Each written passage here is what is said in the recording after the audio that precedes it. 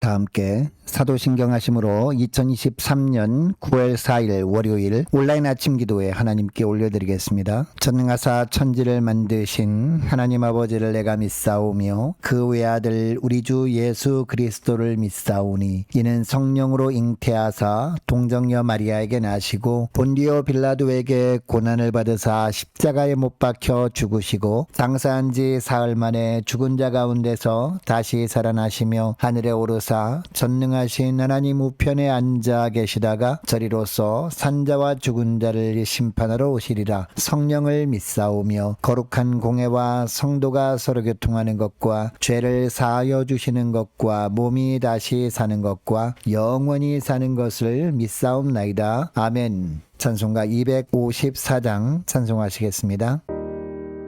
내 주의 보혈은 정하고 정하다 내 죄를 정케 하신 주 나로 하신다. 내가 주께로 지금 가오니 십자가의 보혈로 날 씻어 주소서. 약하고 추해도 주께로 나가면 힘 주시고 내 추함을 곧 씻어 주시네. 내가 주께로 지금 가오니 십자가의 보혈로 날 씻어 주소서. 나로라 하심은 온전한 믿음과 또 사랑함과 평안함 다 주려 함이라. 내가 주께로 지금 가오니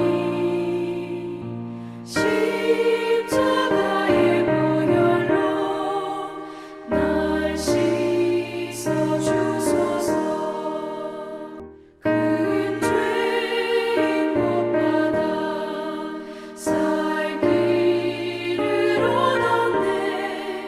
한없이 넓고 큰 은혜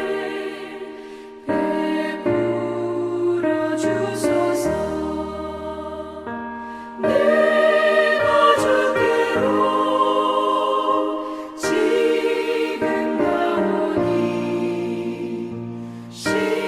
십자가의 보혈로 날 씻어 주소서. 그 피가 맘속에 큰 증거 됩니다.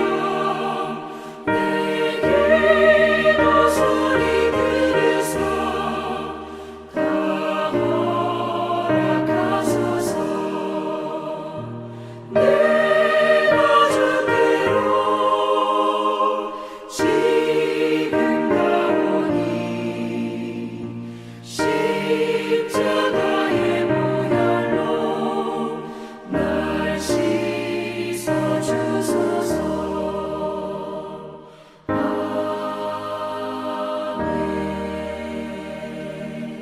하나님 아버지 감사합니다. 어제는 거룩한 주일 예배를 통해서 은혜 받게 하시고 또 도전 받게 하시고 또 새롭게 결단하게 하셨다가 하나님 오늘 한 주간 시작되는 월요일 아침을 맞이하게 하심을 감사합니다. 하나님 오늘 하루와 그리고 이번 한 주간도 주님께서 말씀을 통해서 선한 길로 인도하시는 대로 순종하며 나갈 때 주님과 동행함으로 말미암아 주님께서 예비하신 승리의 축복을 누리게 될 것을 믿고 이 시간에 주님이 주시는 말씀을 받길 원합니다. 주님께서 베푸시는 말씀을 이 시간에 받을 때 말씀과 함께 하늘의 지혜와 하늘의 능력으로 저희 심령 가운데 충만하게 채워주셔서 오직 주님께서 인도하시는 길로만 순종함으로 나갈 수 있는 복된 저희를 되게 하여 주옵소서. 감사드리오며 우리 주 예수 그리스도 이름으로 기도드리옵나이다. 아멘. 자, 이 시간에 하나님이 주시는 말씀은 예레미야 13장 12절부터 19절까지 말씀 보겠습니다. 자, 화면을 보시면서 예레미야 13장 12절부터 우리 함께 합독하시겠습니다. 그러므로 너는 이 말로 그들에게 이르기를 이스라엘의 하나님 여호와의 말씀에 모든 가죽 부대가 포도주로 차리라 하셨다 하라. 그리하면 그들이 내게 이르기를 모든 가죽 부대가 포도주로 찰 줄을 우리가 어찌 알지 못하리요 하리니 너는 다시 그들에게 이르기를 여호와의 말씀에 보라 내가 이 땅의 모든 주민과 다윗의 왕위에 앉은 왕들과 제사장들과 선지자들과 예루살렘 모든 주민으로 잔뜩 취하게 하고 또 그들로 피차 충돌하여 상하게 하되 부자 사이에도 그러하게 할 것이라. 내가 그들을 불쌍히 여기지 아니하며 사랑하지 아니하며 아끼지 아니하고 멸하리라 하셨다 하라. 여호와의 말씀이니라. 너희는 들을지어다 귀를 기울일지어다 교만하지 말지어다. 여호와께서 말씀하셨습니다. 그가 어둠을 일으키시기 전 너희 발이 어두운 산에 거치기 전 너희 바라는 빛이 사망의 그늘로 변하여 침침한 어둠이 되게 하시기 전에 너희 하나님 여호와께 영광을 돌리라. 너희가 이를 듣지 아니하면 나의 심령이 너희 교만으로 말미암아 은밀한 곳에서 울 것이며 여호와의 양떼가 사로잡힘으로 말미암아 눈물을 흘려 통곡하리라. 너는 왕과 왕후에게 전하기를 스스로 낮추어 앉으라. 관 곧 영광의 면류관이 내려졌다 하라. 네겝의 성읍들이 봉쇄되어 열자가 없고 유다가 다 잡혀가되 온전히 잡혀가도다. 아멘.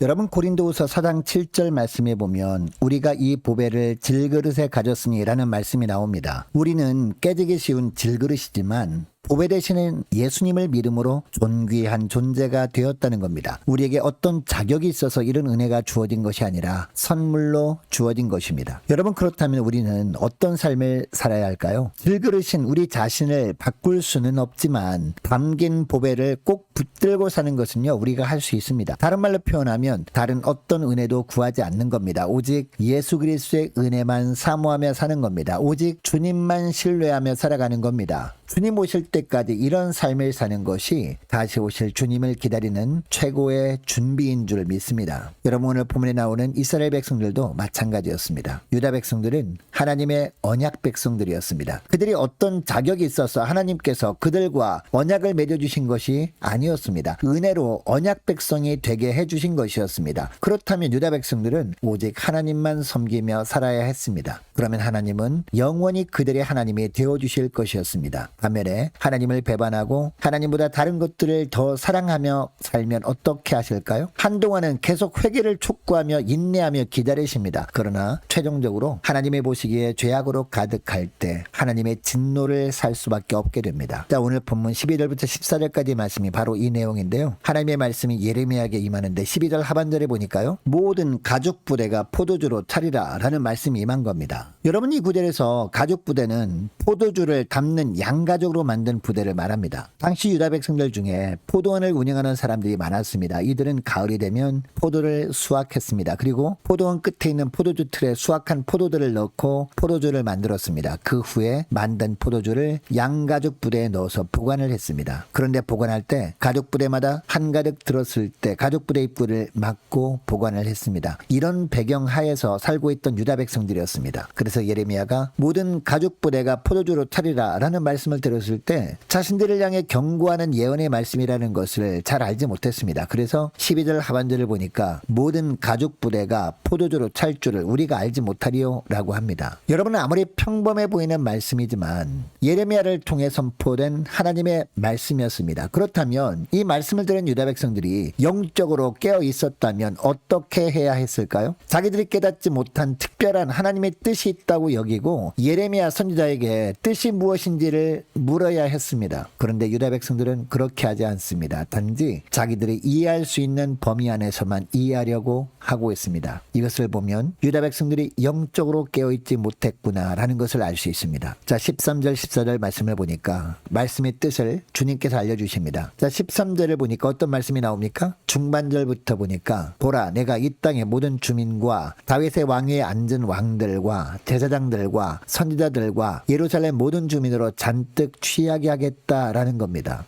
포도주로 잔뜩 취하게 하겠다는 것이 아닙니다. 죄악으로 취하게 하겠다는 겁니다. 그러니까 일반 백성들이나 왕들이나 종교 지도자들 중에 하나님 보시기에 오직 하나님만을 경외하는 사람이 없었던 겁니다. 계속 회개할 기회를 주었음에도 불구하고 회개하지 않고 지속적으로 하나님보다 다른 것들을 더 사랑하는 모습을 보였던 겁니다. 하나님이 보실 때 유다 백성들이 삶 가운데 죄악으로 가득해 있었던 겁니다. 그래서 이제는 그 죄가 충만해서 차고 넘치도록 내버려 두시겠다는 겁니다. 여러분, 하나님이 내버려 두신다는 것은 어떤 의미일까요? 죄악의 대가를 치르게 하겠다는 겁니다. 자, 14절 말씀을 보니까 죄악이 충만해서 흘러넘친 결과를 말씀하시는데요. 14절 상반절 말씀을 보시기 바랍니다. 또 그들로 피차 충돌하여 상하게 하되 부자 사이에도 그러하게 할 것이라고 하십니다. 사랑과 자비가 실종된 사회가 된다는 겁니다. 여러분, 사람들이 왜 서로 충돌합니까? 상대방에 대해서 배려는 없고 자기만 생각하기 때문이죠.